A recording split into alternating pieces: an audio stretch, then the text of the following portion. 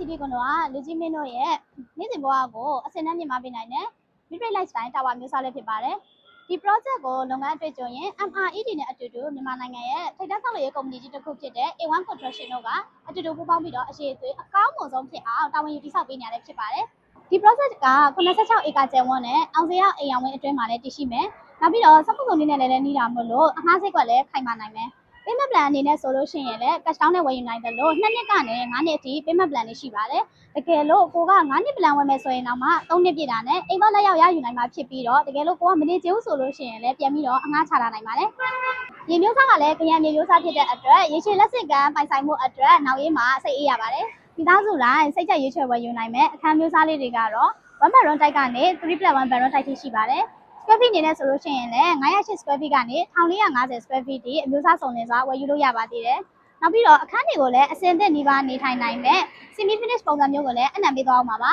။နောက်ပြီးတော့ဒီကွန်ဒိုဝင်းထဲမှာဆိုလို့ရှိရင်ရေကူးကန်အဆင့်မြင့်ခြင်း rooftop garden နဲ့ BBQ pit တို့ပါဝင်မှာဖြစ်လို့အပြင်ထွက်စရာမလိုဘဲနဲ့ premium lifestyle ကိုရရှိအောင်ပါပါ။